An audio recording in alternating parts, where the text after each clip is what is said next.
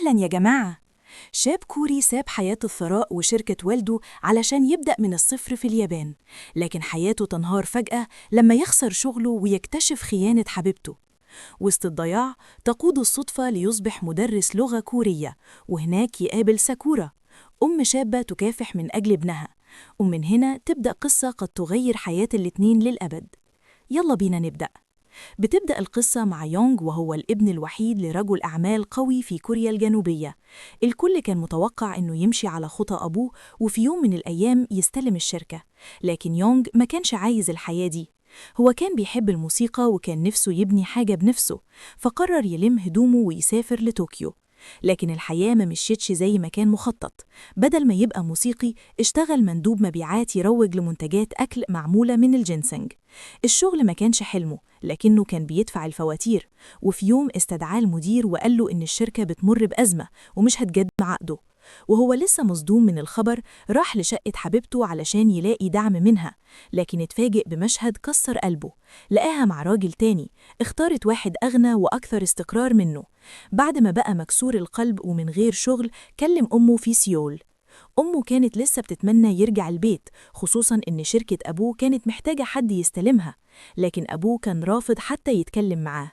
ويونغ ما كانش مستعد يتحمل المسؤولية دي. تاني يوم في أوكيناوا وهو رايح يقابل عميل كلمه مديره تاني بخبر أسوأ. الشركة اتكشفت إنها كانت بتبيع جينسينج مزيف وأعلنت إفلاسها رسمياً. قالوا له ما يرجعش طوكيو لحد ما الأمور تهدى. يونغ كان حاسس بالإحباط والحرج والضياع، ومع كده كان لسه عنده أمل إن حبيبته ترجع له. وبينما كان بيتكلم بصوت عالي بالكوري من شدة غضبه، زوجين كانوا قريبين منه سمعوه. كانوا كاواموتو وزوجته سوري، أصحاب مدرسة صغيرة لتعليم اللغات. قربوا منه بلطف ورجعوا له الموبايل اللي كان رماه في الشجر من العصبية، وبعدين دعوه يشرب معاهم حاجة. في اللحظة دي من غير ما يعرف كانت حياته بدأت تتغير. بالصدفة مدرس اللغة الكورية في المدرسة كان استقال فجأة من غير أي إنذار. يونغ كان شبه سكران ومضغوط نفسياً، فوافق يساعدهم ويشتغل مدرس. لكن تاني يوم لما صحي أدرك إنه وافق على حاجة عمره ما كان ناوي يعملها. التدريس ما كانش في باله أصلاً. حاول يرفض كذا مرة، لكن لأنه ما كانش عنده شغل والمدرسة كانت ممكن تقفل قرر في الآخر يروح. أول يوم ليه في الفصل كان صعب جداً، كان متوتر جامد شوية وما عندوش أي خبرة. والأسوأ إن كان في طالبة بتبصله طول الوقت بطريقة مركزة جداً، وده خلاه يحس بعدم راحة أكتر. اسمها ساكورا، كانت أكثر طالبة جدية في الفصل. كانت محتاجة تتعلم الكوري بسرعة بسبب شغلها كمرشدة سياحية. لما قدمت على الوظيفة كذبت وقالت إنها بتعرف كوري أصلاً، ودلوقتي لازم تثبت نفسها. لكن ساكورا ما كانتش بتعمل كده بدافع الطموح أو الكبرياء، كانت بتجتهد علشان بتربي ابنها الصغير لوحده. كل صباح كانت توصله المدرسة قبل ما تروح شغلها. ابنها كان دافعها الوحيد اللي بيخليها تكمل. وفي طريقها للشغل كانت تتمرن على المحادثات بالكوري بصوت عالي. كانت تعيد كل جملة بتركيز حتى لو الناس في المواصلات كانوا بيبصولها باستغراب. ما كانش عندها اختيار. قريباً كان مدير كبير من شركة سياحة جاي لأوكيناوا علشان يناقش مشروع مهم، ولازم ساكورا تكون جاهزة. في نفس الوقت يونغ بدأ يتعود تدريجياً على حياته كمدرس. كان لسه شوية متوتر وغريب في طريقته، ومعظم الطلاب ما كانوش بيركزوا معاه، لكن في شخص واحد كان مهتم فعلاً. ساكورا كانت بتكتب ملاحظات بجدية وتحاول تفهم كل كلمة. اجتهادها شجع يونغ شوية، على الأقل حس إن في حد مهتم. في يوم طلبوا من ساكورا تترجم إيميل جاي من شركة سياحة كورية. حاولت كتير لكنها ما قدرتش تفهمه، فدورت على يونغ ولقيته في مغسلة هدوم. بتردد واستعجال طلبت منه يساعدها، ولأنها كانت عايزة تتعلم أسرع سألته لو ممكن يديها دروس إضافية بره الفصل. ما كانش عندها فلوس كتير، فاقترحت إنها تعزمه على الغداء بدل الأجر. كواموتو شاف إن دي فرصة كويسة علشان يونغ يقرب منها، ويونغ نفسه كان واضح إنه بدأ يعجب بيها. الدروس الخاصة بينهم تحولت لتدريب عملي. ساكورا تمثل دور المرشدة السياحية ويونغ يمثل السائح. مع كل غلطة كان يصحح لها، ومع الوقت بدأت تتحسن. علاقتهم كبرت بشكل طبيعي، أثناء الغداء الكلام البسيط عن الأكل يتحول لضحك، وكل لحظة كانت بتضيف كلمات جديدة لساكورا وتقربهم من بعض أكتر. بعد كده كانوا يتمشوا في المدينة ويتفرجوا على السوق، وبالصدفة اختاروا نفس القميص اللي عليه رسمة أرنب لطيفة. يونغ اشترى القميصين سراً وكان نفسه يلبسوهم كأنهم طقم واحد، لكن قبل ما يديها لها ساكورا جريت بسرعة للبيت. ابنها لسه مرجعش وجدته ما قدرتش تدور عليه بسبب إصابة. من غير تردد يونغ عرض يساعدها.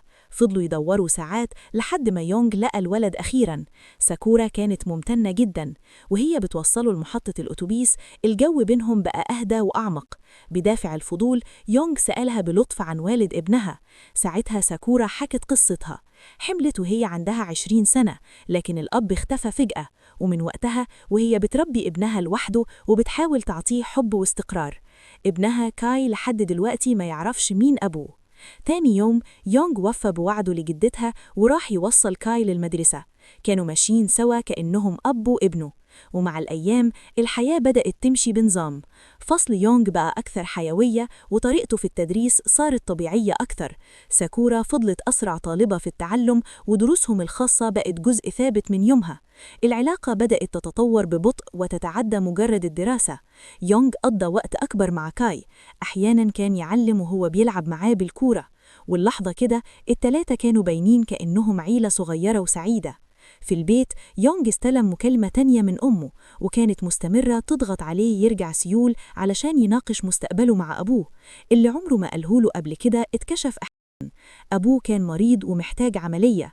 يونغ حس بالخيانة لأنه ما كانش عارف الحقيقة ورفض يرجع تاني. علشان يحفز طلابه استخدم فكرة من طفولته وبدأ يعمل ملصقات أرنب صغيرة كمكافآت للدرجات العالية. كل ما الطلاب اجتهدوا كل ما جمعوا ملصقات أكتر. ساكورا طبعاً كانت اللي جمعت أكتر حد. ولما الحياة بدأت تبان مستقرة ظهر تحدي جديد. المدير التنفيذي لشركة السياحة اللي حدد ميعاد الاجتماع أوكيناوا جه أخيراً. ساكورا لسه ما كانتش واثقة في كوريها وما كانش عندها اختيار غير إنها تحضر. يونغ وكواموتو وسوري شافوها وهي متوترة ويتمنوا يقدروا يساعدوها أكتر. وبالصدفة جه مساعد صديق كواموتو عرض جهاز تواصل خاص يسمح ليونغ يوجه ساكورا سرياً أثناء الاجتماع، ومن حوالي 200 متر بعيد بدأ الخطة. الاجتماع نجح. ساكورا اتكلمت بثقة وأعجب المدير بنطقها للكلمات. كسبت كمان دعوة ترافقه في جولة بالمدينة كمرشدة سياحية. في الأول كانت طبيعية لكن الجو اتغير بسرعة. المدير اعترف إنها فكرته بحبه الأول ودعاه إنه يطلع معاه في نفس الليلة. يونغ سمع كل حاجة من خلال الجهاز وحس بعدم ارتياح وحتى حماية. لما ساكورا رفضت المدير غير تكتيكه وطلب منها ترجع لغرفة الفندق بحجة جلب مستندات الشركة. ساكورا لسه واثقة في مهنته راحت معاه. بدل المستندات سكب له نبيذ وحاول يغريها. ساكورا خايفة ومحاصرة حاولت تقاوم وتنادي على مساعدة بهدوء. يونغ اللي كان كاتم الغيرة أيام ما قدرش يسكت أكتر، ركن يدور على الغرفة. لما لقاها حاول يلهيه من على البلكونة ويخلق الفوضى اللي ساكورا كانت محتاجاها. هي مسكت زجاجة وضربت المدير ونجت. تاني يوم الصباح ساكورا قابلت مشرفها.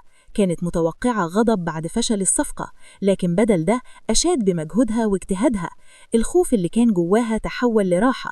مجهودها أخيراً أتى ثماره. ما كانتش مجرد متدربة، دلوقتي بقت موظفة رسمية بدوام كامل. للاحتفال كواموتو وسوري ويونغ خدوا ساكورا على البار المعتاد بتاعهم. الليلة كانت مليئة بالضحك والحماس. بعد الاحتفال يونغ ودى ساكورا البيت. في الطريق لمح بمشاعره بطريقة خفيفة وكان بيسأل نفسه لو لسه ممكن يشوفوا بعض دلوقتي حياتها بقت أكثر استقرار. ساكورا ابتسمت ووافقت، ولما كانوا على وشك يشاركوا لحظة حنينة ظهرت جدة ساكورا وفاجئتهم وقالت لها إن في حد بيدور عليها. كان ساجاجوتشي حبيبها السابق ووالد كاي. بعد لحظات ظهر ساجاجوتشي ركع على ركبته وطلب السماح، وبعدين حضن ساكورا بقوة. يونغ وقف هناك وقلبه غرق بالحزن. بعد ما بدأ يحس بالأمل أخيراً كل حاجة اتكسرت في ثواني. الأخبار انتشرت بسرعة. ساجاجوتشي ما سابش ساكورا بدون سبب. من سنين كان هرب من ملاحقة المحصلين وما كانش عايز يحط ساكورا وطفلهم في خطر. دلوقتي وهو رجع الكل افترض إنهم هيتجمعوا كعيلة. حتى كواموتو ذكر يونغ باللطف إن الأب لما يرجع لابنه القصة عادة بتنتهي هنا. قبل ما يستوعب الحزن، يونغ استلم مكالمة.